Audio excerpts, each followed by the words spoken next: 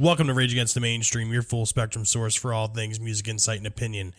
Today's date is December 6th, 2021. My name is Bill, and Steve's back. I'm back. Still back. Yeah. You didn't really go anywhere Still yet. on suspension. It was a very short week Yeah. in between the last time and this time. Pretty short. Almost felt like a day. Yeah. Yeah. One would think. No, it was it almost felt like a day and a half. 2 days. Almost. Yeah. Yeah. Less than 48 hours. Be a day and a half. So we hope everyone. Oh, wait. Never mind. Yeah. Yeah. Don't even say it. Yeah. Yeah. Yeah. Those of you that have been fans of the show for a long time know exactly what just happened there. We are hoping everyone's getting prepared for the next batch of holidays. Your birthday. Biggest fucking event of the year. I can feel it in my kneecaps. Yep. Like, you know, when they say, like, it starts getting colder, you can feel it in your bones. Or rain's coming. Like, nah, it's crazy. No, I can feel it. Well, you've already broken the threshold now. Now it's all downhill. I know. It's all downhill from Can't here. even start my age with a 2. I know. It's depressing. I'm probably, like, you know how people, when it changes over to, you know, like 2022, I mean, you still write last year's date for a little while? Yeah. Like, I'm probably going to have an issue with that. Yeah. I'm not even going to think. The 3. Type the 3 on the keyboard. Yeah, it's going to suck. That's the first thing. Yeah. It's nuts. So, in the past week, have you encountered anything new or interesting? Oh, yeah. So, I've talked about this album quite a few times because, like, I'm a fan of Exodus. Yeah. I am, to some regard. And the luxury, as I always bring up about Apple Music, is sometimes I'll add a new album. I'll forget that I did it while they're releasing singles off the tracks, off the album. And then eventually when the whole album drops, the whole thing releases and it pops up top of your library. Yeah. So I have a routine in the morning. You know, I have my coffee.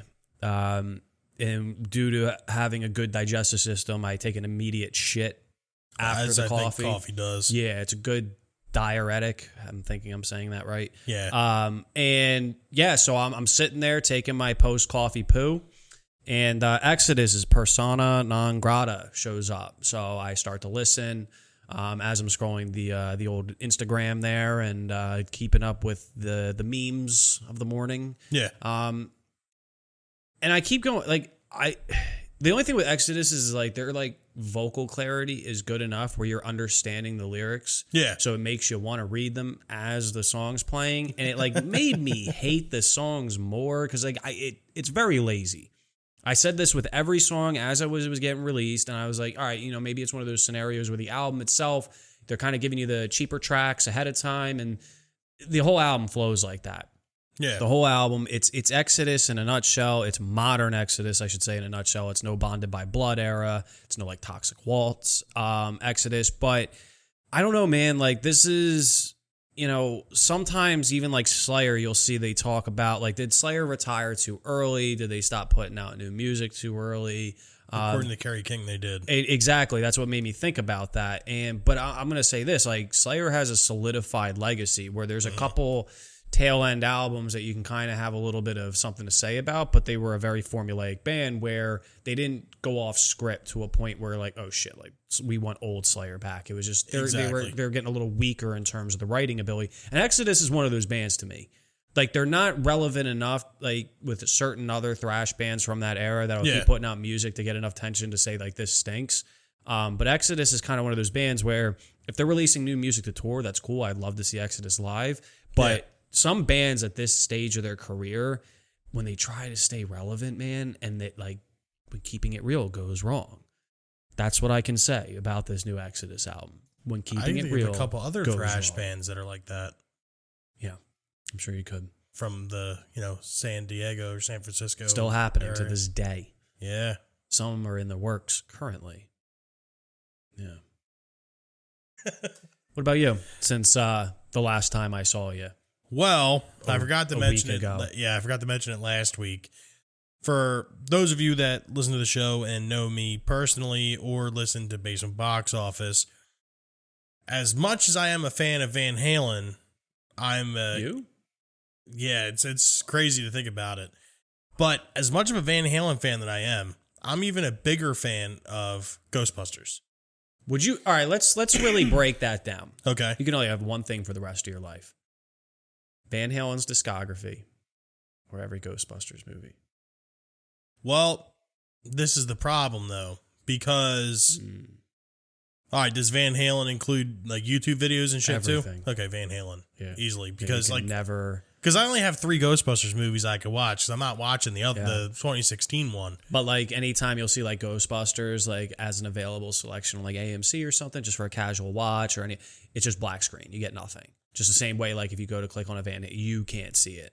I think I would have to give up Ghostbusters. Yeah, that's tough. So, all right. So I guess I'm not equally about it. But I think the only reason I'm choosing Van Halen is because there's so much more, and I feel like I'd be missing out. Yeah. Like with Ghostbusters, it's just like if I already know what it's like, then but in the then movie context, if we narrowed it down to just film, like Ghostbusters is your Van Halen of movies. Yes. Okay. 100%. That's a good comparison. And, like I know like, well, actually no, because if anyone said Ghostbusters sucked, they were just a fucking asshole. Because it's literally one of the greatest fucking like cinematic like films like ever. Yeah. In terms of technology. But anyways. I'm a Star Wars guy. Yeah. Yeah. Well, I feel the same way about Star Wars. Exactly. Well, I think at the point in time, Star Wars did the best that they could with the technology they had, and Ghostbusters did the exact same thing. And, you're talking about a 10-year difference. Yeah. So, yeah. But anyways, I saw the new Ghostbusters movie. I forgot to bring it up last week. For fans of the franchise... Are we including that one particular film? No. Okay. That one's completely not canon, not a part of this universe. I just want to make sure because it's still under the. Like how you have like the Marvel Cinematic Universe and now the Marvel Cinematic Extended Universe. Yeah, this is the EU, Ghostbusters universe and the Ghostbusters. I'm gonna say going universe. back to Star Wars with like the Clone Wars animations that are like, we're not doing all that. If you're a fan of the franchise, then obviously you're watching that movie, and if you're on the fence about it, I can let you know right now that this is a complete service to the fans. It's not like which Star Wars was it? Rogue One. That was just like it was like they tried to make it a service to the fans, but they ruined the movie. No, that movie was great. Okay, and which one was phenomenal. it? You're probably talking about the sequels in general. No, what was the newest one? The one that everyone was supposed to love, but everybody hated. Probably the sequels. Rogue One was a prequel that was a connection.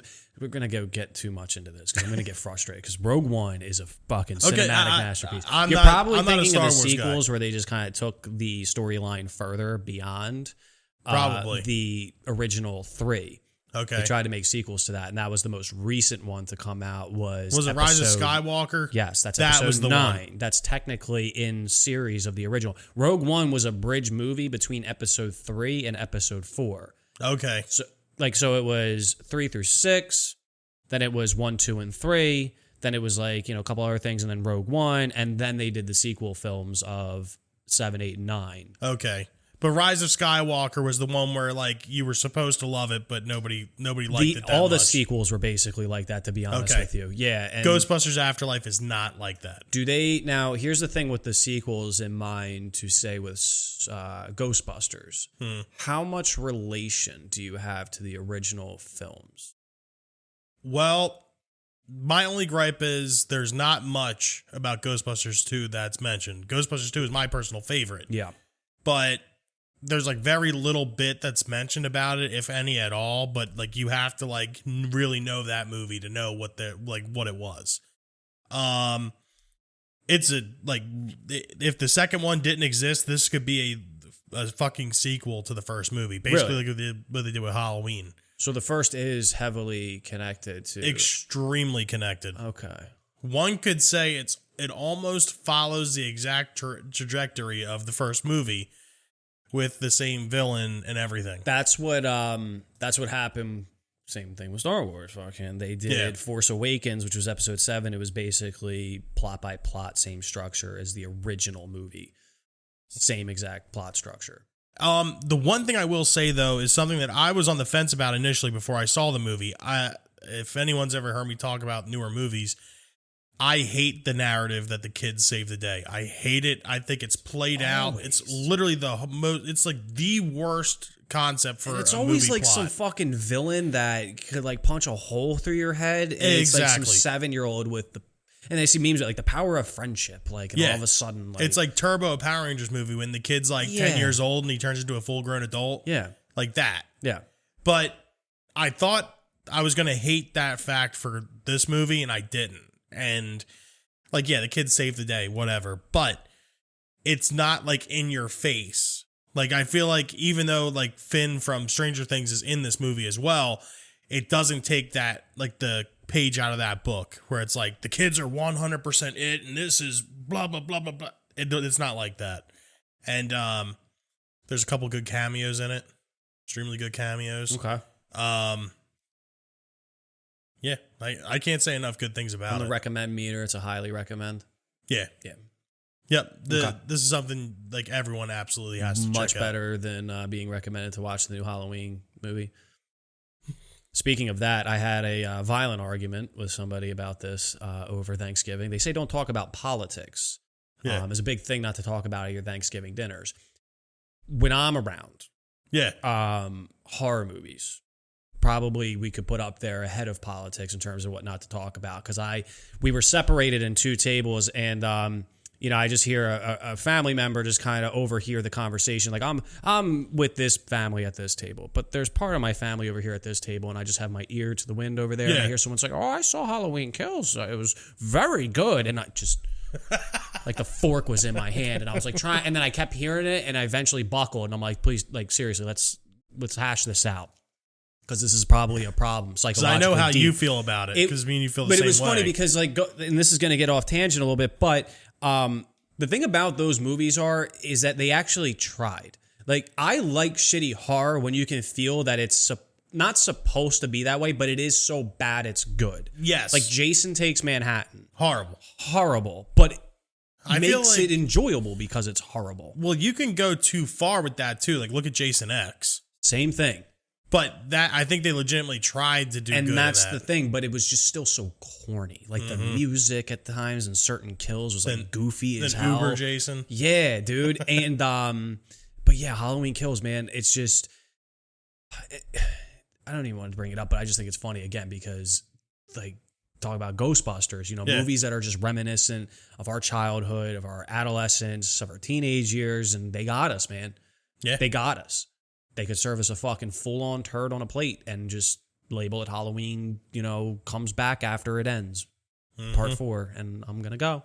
Yep, we'll be watching it that day. Ghostbusters 17 with Whoopi Goldberg and Rosie O'Donnell. You'll be there. Yeah, I will. Right in the theater. I will 100%. 100%. I saw it the day it came out. Yep. I left work early to go see it. Yep. And you think you'd learn your lesson when, Grease 2 came out. Sandlot 2, all these fucking... My Big Fat Greek Wedding 2. Unbelievable. If anyone has actually watched that movie, I feel bad because I wasted my time watching that. I heard there's studies that if you actually watch Grease 2 in its entirety, you have a 30% chance of losing your eyesight. Nuh-uh, for Possibly. real? No. Oh, I was going to say. No. Yeah, all right, yeah, maybe. Dude, I've read some fucked up studies before. It wouldn't surprise me if that was legit. Like if you can watch an hour and a half movie of Michelle Pfeiffer. Yeah. Yeah. Not that there's anything wrong with Michelle Pfeiffer. Scarface was pretty good. Yeah. Yeah. So, moving on then. I was actually going to say, one of these days, I would like to do a topic kind of based around movies, but not really. Maybe draw like a correlation or a similarity or kind of like a retrospective of how like horror movies and like super heavy brutal music is always put together. Yeah, you know what I mean? Okay. I was even going to say that even with the whole Van Halen Ghostbusters thing, we can talk about best franchises versus best discographies and break down which album to which, like for instance, like the Halloween franchise. Halloween 2 would basically be my Leprosy. of Death's discography. Halloween 3, though, would be Human, because I love and put them in comparison. So what would Kills be?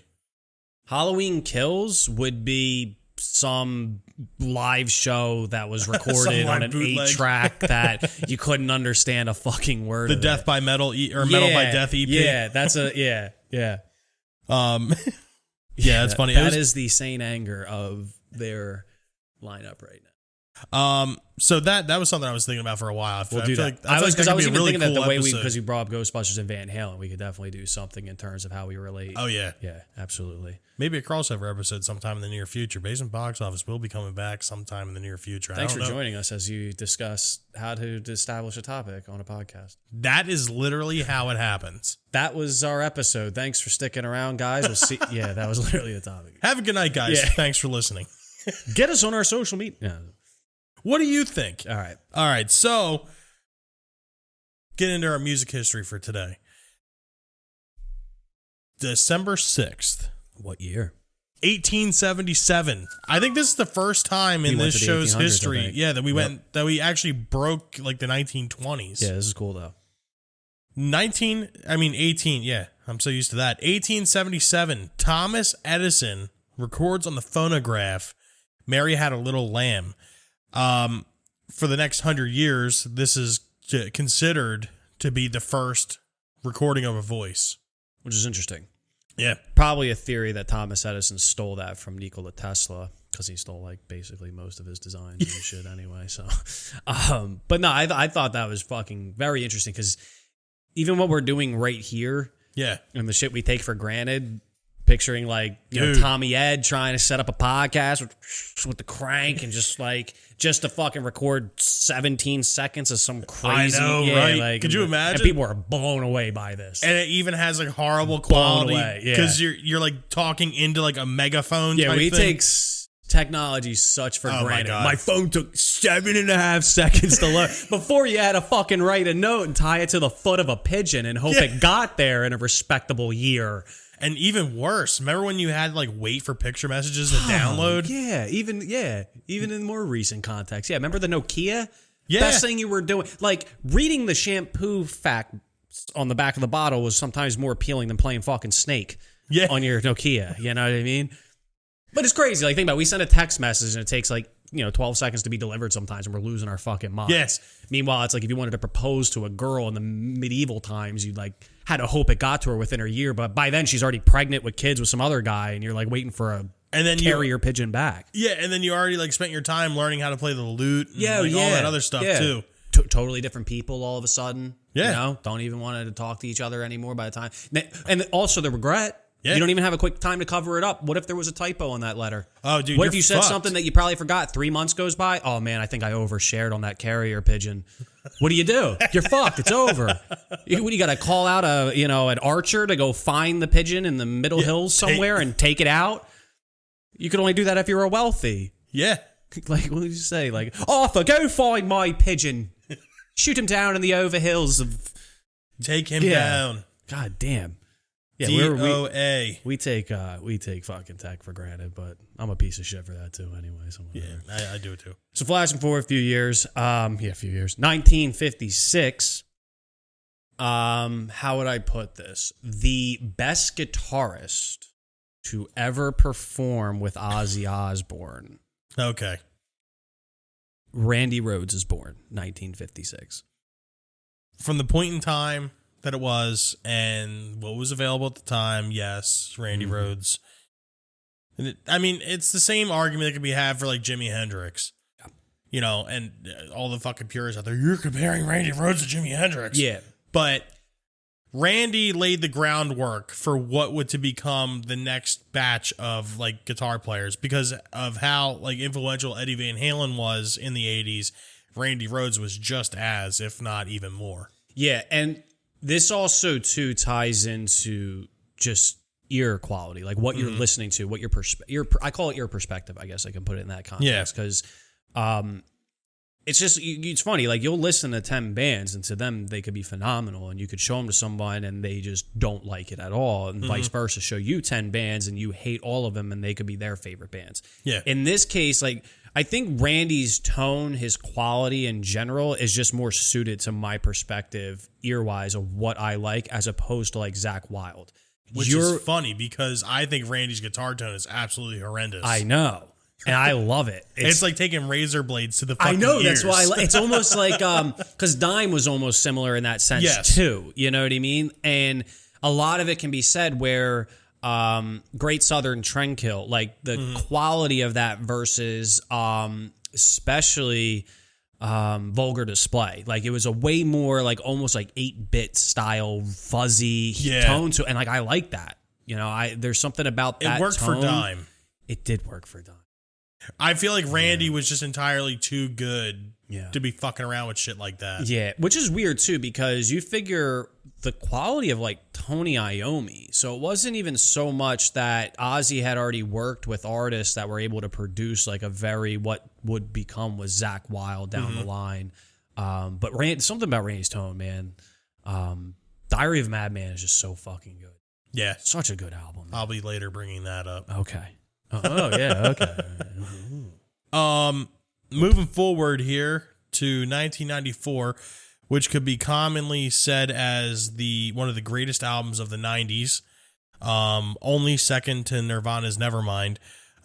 Bush's debut album 16 Stone is released. It's funny because I brought them up last week in comparison to Nirvana, bringing that up. It's weird because I was listening to this album recently, and it's funny because the 90s was such a weird time with like those secondary acts, I guess you could say. Yeah. Like, what was it? Silverchair and even like Candlebox. Yeah. And Bush, I don't know, man. Like, Razorblade Suitcase was a great album to an extent. 16 Stone is a good album, but it's almost like... I don't know. Overall, front to back, it's not as good of a listen as what you would expect from like the echelon 90s bands. Yes. Like, I'm taking Super Unknown before this. Oh, yeah, 100%. I'm taking Dirt before this. I'm taking almost essentially Alice in Chains' entire discography, with the exception of maybe Sap. Maybe. I don't think you're missing out by not including Sap. Yeah, but Bush, I mean, 16 Stone was a good album because they got a lot of hate due to the fact of like the similarities in terms of what they were playing. Yes. And what was coming out, which sucks because, you know, granted, they were great live. They were a good band. That album's very good. But yeah, decent album. 1994, though. Think about how old that sounds. It sounds insanely old, but then I come to think about it that I'm 2 years older than that. I know. Like, but I'm saying, like, you know, when we think about the years, like, that doesn't seem like so long ago, and now it's like getting to a point where that could be a 1029 song. I think it is. Probably. I'm pretty sure I've heard Glycerine on classic rock radio. I was watching, forget what channel, but it was Throwback Thanksgiving weekend. They were playing American Pie, American Pie 2, and The Wedding Singer. That's and funny. all the years that those movies came out, I'm like, geez, that was like my whole like. Yeah, well, The Wedding Singer later was childhood. The Wedding Singer was the early 90s. 98, 98. Was it 98? And then American Pie 1 was 99. American Pie 2 was 01. Let's talk about how good those soundtracks were for a second. Both of them. Yes. All three of those movies, actually. Yes. But even, but that was funny because I was listening and they were playing In Too Deep by Sum 41, Fat Lip, of course. Yeah. And then they were playing, what's the one? Oh, The Anthem by Good Charlotte. The Anthem, but the one song that I hadn't heard in a while.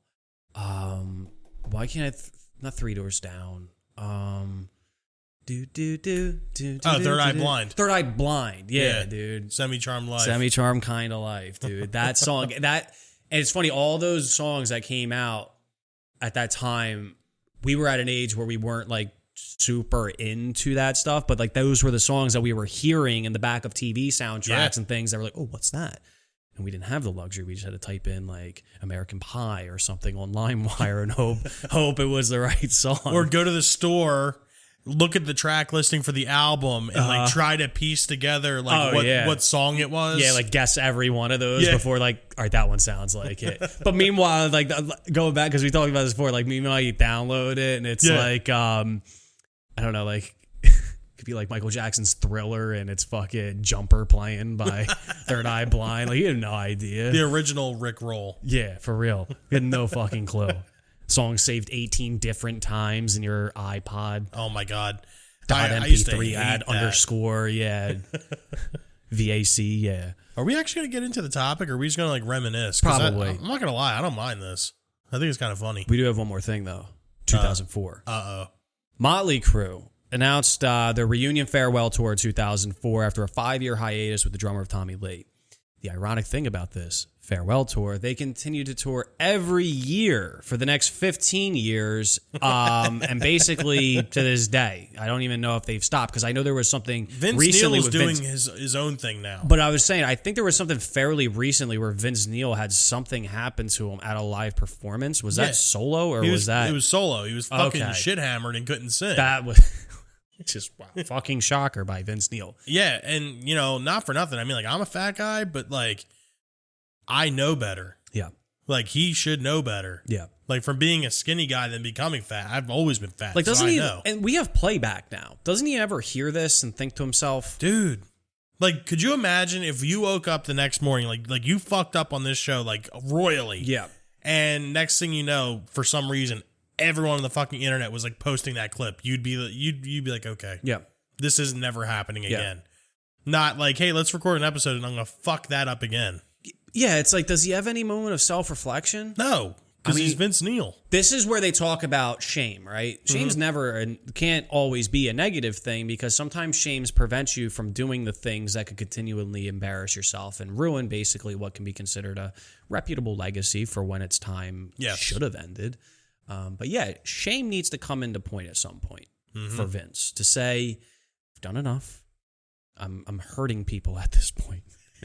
People are paying good money to come here. Hurting people's wallets. Literally. Like, people are paying money to come here. The integrity of your product should say, you know what?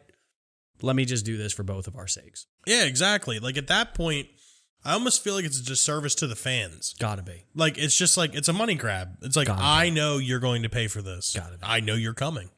And I don't care.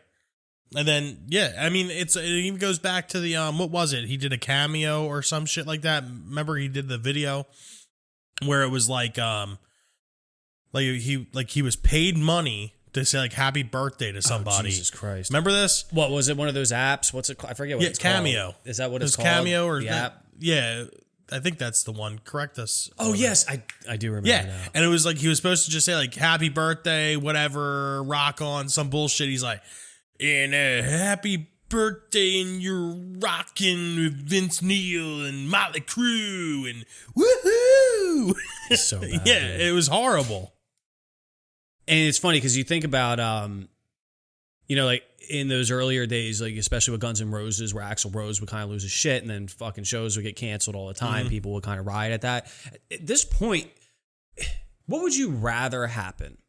Would you rather go see Motley Crue, pay good money to see Motley Crue in their absolute prime, and 2 tracks in, Vince loses his shit or something happens and the show gets canceled? Okay. Or go see them live currently and see a full set list.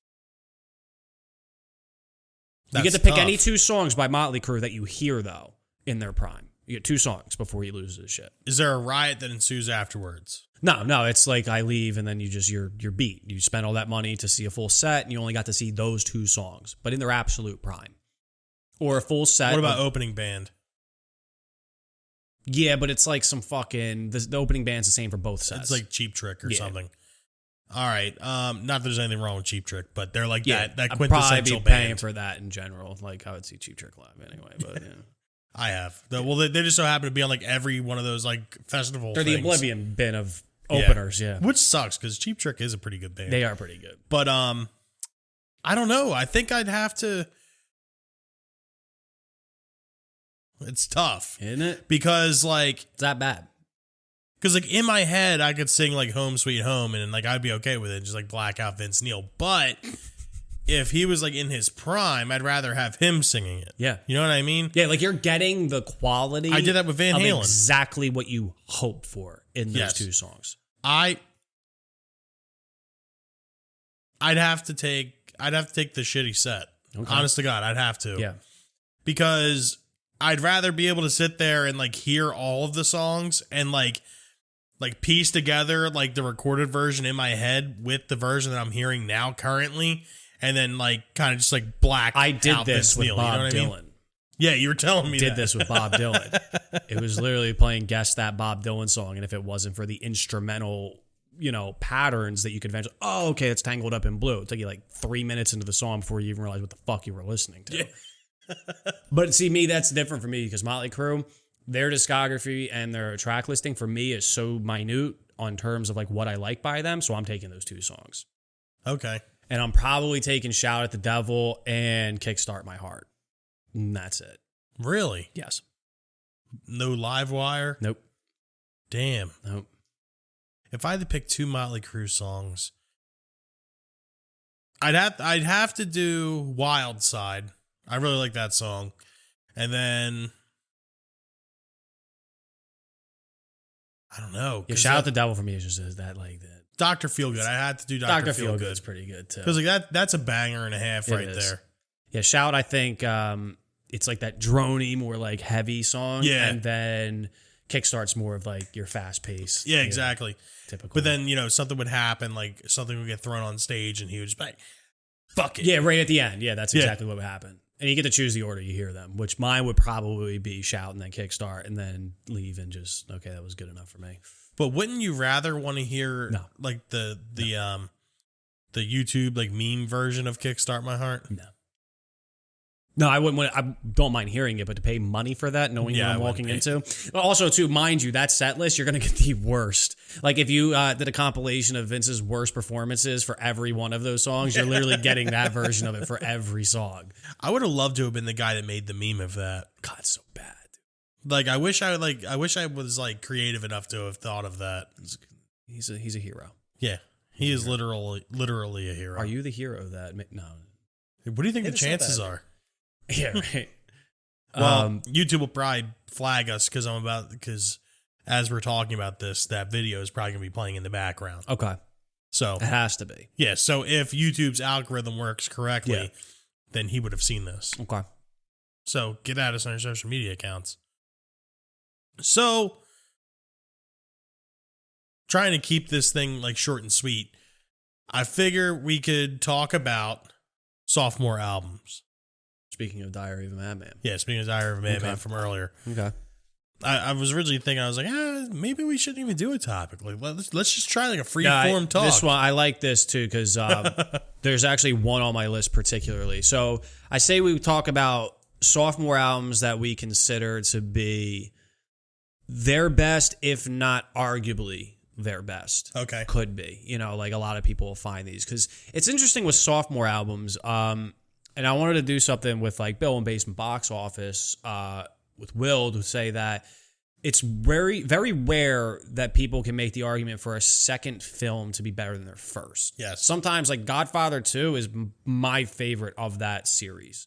Empire Strikes Back, my favorite of that series. So sometimes it happens. But with albums, it's really noticeable. You'll see a lot of sophomore albums are usually their most known.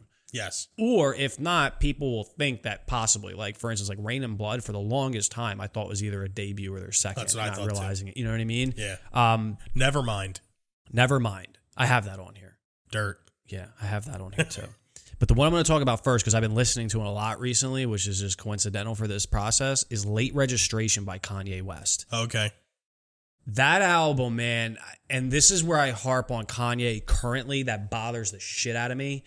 Because like he comes out with new music and he just went into such a style that became so transcendent of what he used to do to kind of become almost in his own unique category. Yeah. And for me, it's not working. A lot of people it is. And like I love the jokes about it. Like, Kanye could release an album of like dead silence and people are like, yeah, I feel it. Like Pootie Tang. Remember you ever seen Pootie Tang? Yeah. And they're all sitting there and it's just dead silent and they're just like,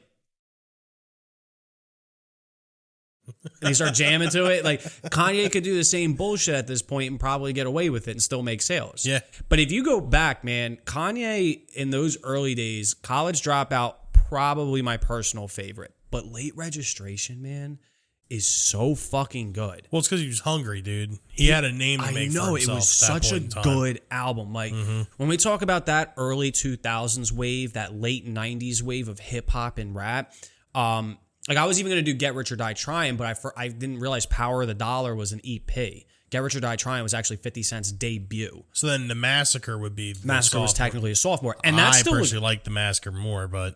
And to me, they're almost interchangeable. Yeah. Like when we talk Alice in Chains between Facelift, Dirt, and all, like it depends on the mood. Massacre is so good. Yeah. But that early 2000s wave, and especially Late Registration, it's like if I'm ever going to say like I like Kanye West, that's what I mean. Yeah. Like, don't be giving me fucking Donda. Don't like all his newer stuff, man. To me, it's just there's nothing that's comparable to those early years of Kanye. It's a cash grab. Really is, man. Very sad. Moving forward, talking about cash grab, this album wasn't intended to be a cash grab, but it wound up being a cash grab, and one of the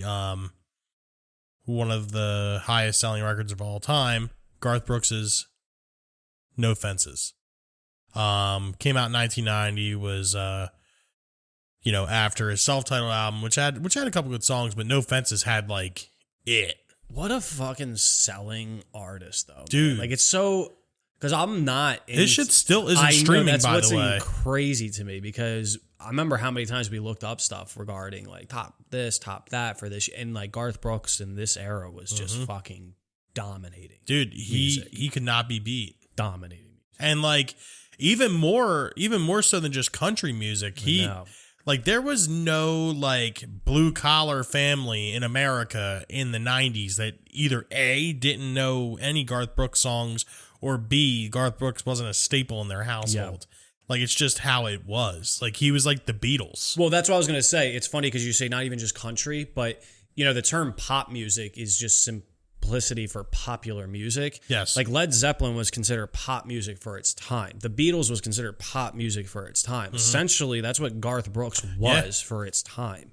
You know? And it's funny because Garth Brooks, to me, it is one of those like artists where you hear the name, you know the name, you might not know the songs, and then you could like hear the songs, be like, wow, that was him this whole time. Yeah. Because of how often his shit was played in that era, especially in our childhood. Like you couldn't get away from Garth Brooks. Now, see, like that was the type of household that I grew up in. Well, yeah. Garth Brooks was like, well, it was like it was depending on the day. Whereas, like, was Ozzy Osbourne God today, or was it Garth Brooks? See, I didn't grow up in that type of household per se. Yeah, but I know where you grew up, so I can picture you like 7 years old, probably fixing a transmission and Garth Brooks on. You were basically like working on cars from birth. I had like the checkered shirt and shit. Oh yeah, or, like the Garth Brooks shirts. Like I had that shit. Like I lived it. I wanted. It's to funny be that Garth we don't Brooks. get much into country on this, considering we know deep down in your background that's all there.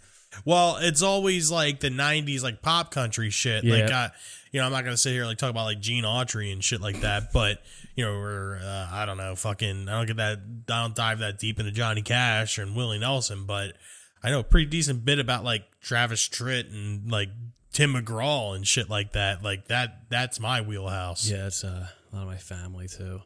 Kind of going backwards now to 1970. Black Sabbath's Paranoid.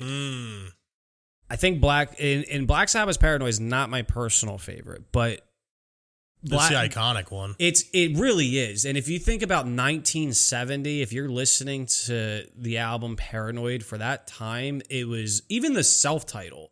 Yeah. But that jump from the self-title to Paranoid in terms of just production, musicianship, they really came into lyrical their own. Content. Everything about Paranoid is such a great bluesy doom metal. Yep. Like you're getting everything that's going to blueprint for so much to come for the next decades. Absolutely. And it's that was actually, I don't know, because my favorite is going to be listed probably last, but yeah, that's up there.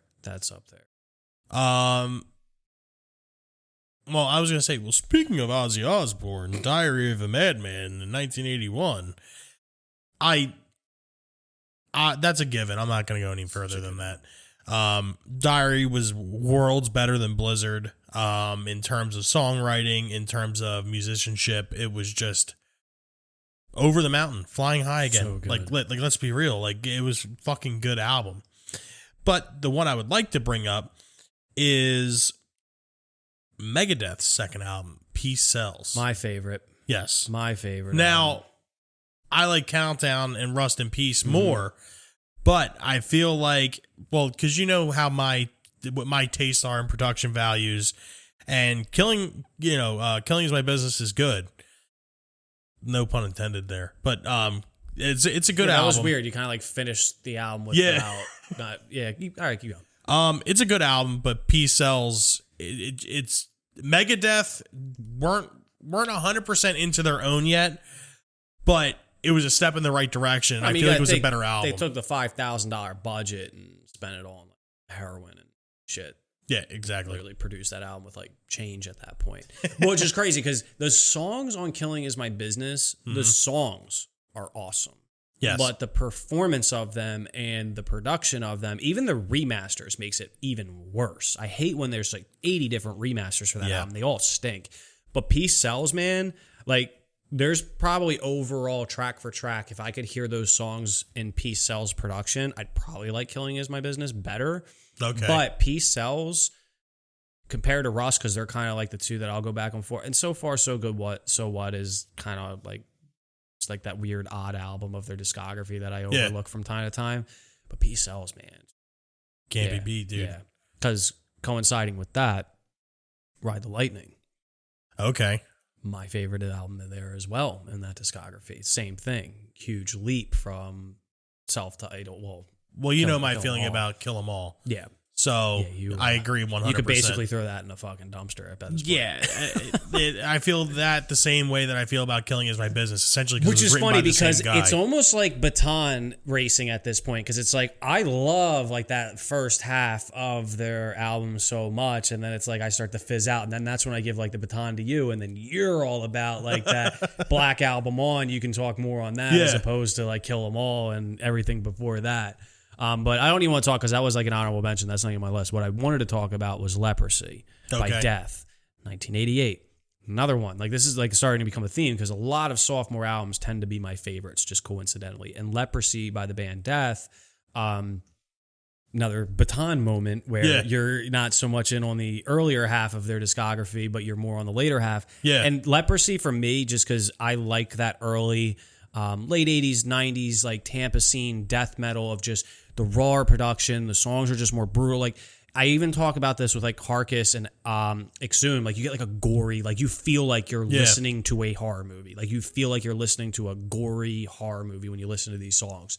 And Leprosy is arguably in my top probably 5 or 10 of albums of all time. Really? Let alone, it's that good of an album to me. Like if I had to really think about it, like I put it up there, like, and it's hard for me because it's genre based. Like I could probably name 10 albums overall better, but if I had to narrow it down, like, you know, fitting in genres and taking that into account, Leprosy's like up there. That's crazy. Yeah. Sticking into death metal here, I want to talk about Through the Eyes of the Dead's sophomore release, Malice. Came out in 2007. Obviously, came after Bloodlust. With having like a relationship with members of this band or member of this band, I was actually able to sit down and actually listen to all their entire discography, and I feel like Malice as a whole it's a more mature album. Yeah, you the definitely production, hear it. Yeah, the production value is so much better. Musicianship is so much better, and at the end of the day, Malice was actually the first Through the Eyes of the Dead album that I heard because of the song Failure in the Flesh that was on Headbangers Ball. Mm-hmm. That's when I initially found out about them. Rest in peace, Headbangers Ball, man. I know. God damn.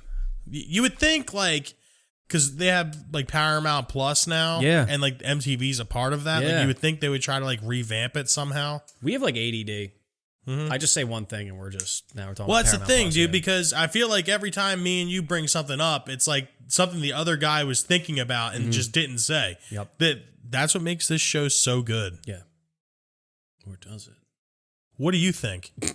Go back through Eyes of the Dead. So yeah, it's funny because even with that album particularly, something you'll also notice in terms of pattern is that you can see with these albums like the major leap Yes. of like difference. Yep. As opposed to some bands kind of just like grow a little bit and it takes a little bit longer to get there to make it. But like the 180 sounds between Killing Is My Business to Peace Sells, the 180 sound from Kill 'Em All to Ride the Lightning. I mean, you're just hearing complete differences. Like that's why I said with like Rain and Blood, it's funny to think it took 2 albums to even get to that point. Yeah. But they were weird too because it was like Show No Mercy and then it kind of dipped down a little bit with Hell Awaits. I wasn't a huge fan of that album. And then just out of nowhere shot up with like Rain and Blood, like major change. You go from like basically independent labeling sources in sense to Def Jam.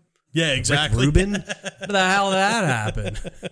But yeah, Through the Eyes of the Dead, man, that second album is very, very good. And then obviously like throughout their discography, it just gets better and Constantly, better. yeah. And it evolves in that sense. But actually, I only have one more. I'm just going to say this one too because it actually runs into what this is because Through the Eyes of the Dead could be considered as like the godfathers of deathcore, and I know how much they appreciate that accolade. But another sophomore album is the 2009 release from Suicide Silence, No Time to Bleed. Now, I think the songs are better. I think the production quality is better. But with that being said, they went from more of a death metal with like a little core in there to just straight deathcore. Yeah. And like if you listen to both those albums back to back, you can hear how, you know, they had these like super death metal influences and then they just completely got rid of them for the art of commercial release. Yeah, Clearview Regional High School killed my hopes to enjoy bands like Suicide Silence. I couldn't fucking get away from it. I had a building resentment with certain individuals. Hey, check out this song. It's by Metallica. Oh, this came out in 88. It's old as fuck. I'm not listening to that. Check this out, though. Suicide. And like that now, I got a resentment. Yeah. Now you're going to talk about my shit. So yeah, Clearview Regional High School. Unfortunately, in Suicide Silence's discography after this album, Yeah. I don't feel like they really did anything better than it. Like the Black Crown came out, this is the last one with Mitch, and like that was good, but it wasn't No Time to Bleed. When No Time to Bleed came out, I like that was like groundbreaking to me. I was like, oh my God. It's even funny thinking 09 because now even we're getting to a point where that's going to start seeming. Yeah. Jesus. Couple ones I want to mention. Led Zeppelin 2, 2001 by Dr. Dre. Very good. Low End Theory by A Tribe Called Quest is another. I think that's Tribe's best album. Low End Theory. It's fucking phenomenal. That's their sophomore release. But the one I'm going to land on to be arguably the best sophomore release, probably in music history, it has to be Nevermind. I think in terms of what it did for music, what it did in terms of going from Bleach to that, just coming onto a scene, and like the catch-on factor of it, like coming around September and then like not even catching on till the holidays. Like the shows that they played in that gap time between the release date in September till like Christmassy time was nuts. Like they have that show at the Paramount Halloween Day of 91, and it was still kind of like a low end gig, but they had really professional production because of now this record label. And you got to see what a label was going to do for you. But in terms of like sophomore releases, it's got to be one of the most like iconic. It's one of the best. It is the best sophomore release of all time. It has to be, dude. Like, I can't think of any other second album that was either as influential or as big. Selling, just influential, and it's good. Like Everything about it. It's a very good album. I talk a lot of shit on Nirvana. Yeah. But Well, so I'm the same way, like when I talk certain things, like even with like Van Halen and stuff, but especially Sammy Hagar Van Halen. yeah, Like, but at the end of the day, you can't deny what they were able to accomplish. exactly. You know? And, you know, Nevermind it's an undeniable one of the greatest albums of all time. Well, I'm not going to go that far, but it's a good album and it's very influential. Taking it over anything the Beatles ever released in history. Oh, 100%. I love, I saw like the meme with like Patrick Bateman. He's standing by like his his record player and stuff. Oh, it's yeah, like yeah. when Beatles fans show you the worst fucking song ever recorded. You know, it's just I love that some people feel that same way. Yeah. That we can get to a point where you can see people voicing similar opinions, so you don't feel like crazy for saying you hate the beat. But who's like, I just can't picture myself driving an hour on the turnpike or something, and like, I really want to listen to Sgt. Pepper right now. Yeah. Like Penny Lane. Yeah, like Revolver's just really sitting on my brain. I gotta get that. No, hell fucking absolutely never. Never is that okay. Well, you remember my horror Your road story. trip. The That road was trip. thing. What was the song though? Yellow Submarine. Yellow Submarine.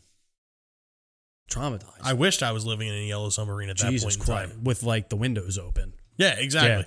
Yeah. Okay, so yeah, I think I'm gonna narrow it down and say probably Leprosy is my favorite sophomore release. I think I'm gonna say that. My favorite sophomore release has to be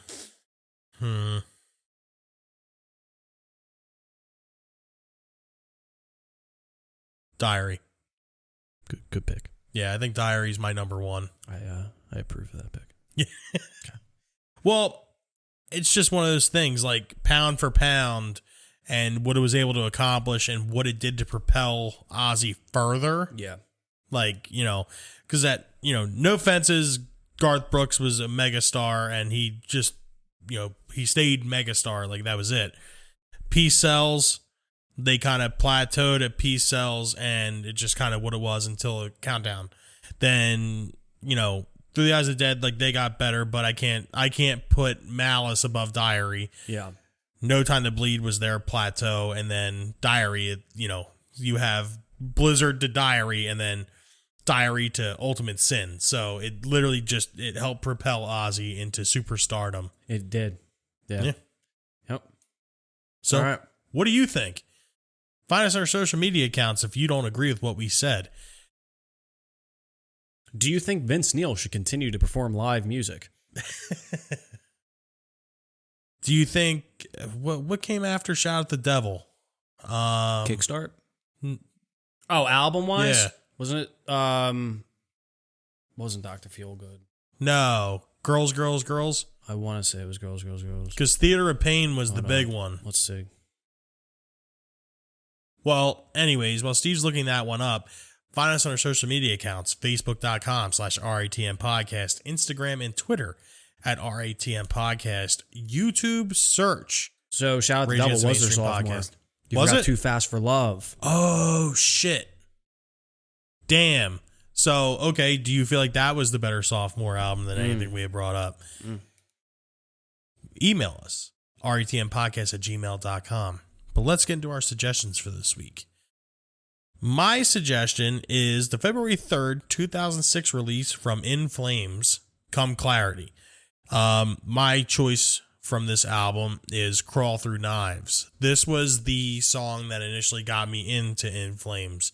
And just the fucking solo in this song is just so stupid.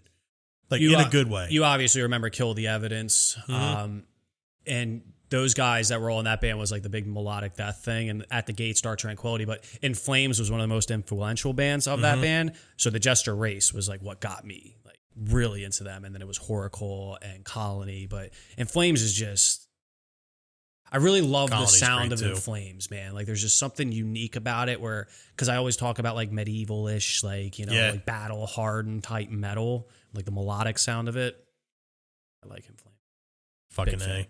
My recommendation is the 1990 release by NWA, the 100 Miles and Running EP. Oh, shit. One of my favorite music videos. I think like one day we should really discuss that, some of our favorite music videos, because that's like a big thing that got me into a lot of music early on. We could do it in front of the green screen, have the music videos We could, behind us. Oh, good call. Yeah, we have a green screen here now. Yeah.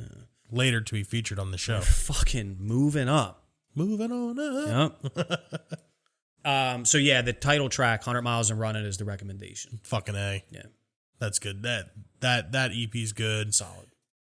You know. The music video, I just like everything about like, especially that era of hip hop, like the late 80s going in the early 2000s. That's what got me into it. Like the music videos were just so fucking entertaining on top of it. Like remember Soul Survivor by Young Jeezy? Yeah. When they basically did the paid in full version of like I'm a rider, such a fucking like, Soul Survivor. waking up every morning before school. Yeah. Like that gave me the energy. Like I'm sitting there and not wanting to get out of bed, and then you just hear, Akon in the background, convict. I'm like, all right, let's do this. You know which one used to do that for me? Was Jesus Walks. That's another one. Jesus Walks. Yeah. Yep. Yeah, dude, so good. Jesus walks with them. Oh my God. But that's another episode of Rage Against the Mainstream podcast for the books. We want to thank you all for tuning in and listening and all that other good shit. So find us on our social medias, facebook.com/RATM podcast, Instagram and Twitter @RATM podcast, YouTube search Rage Against the Mainstream podcast. Give us a like, share, subscribe to us. The more you help us, the less I'll have to say during this little segment here. And, I mean, not that I don't like doing it, but it's starting to become like super long-winded now. But, yeah, find us on there. And then, if you don't want to, I guess you can write to us on, our email, ratmpodcast@gmail.com. But until then, this is another episode of Rage Against the Mainstream podcast. As always, I'm Bill. And I'm Steve. Have a good night, guys. Thanks for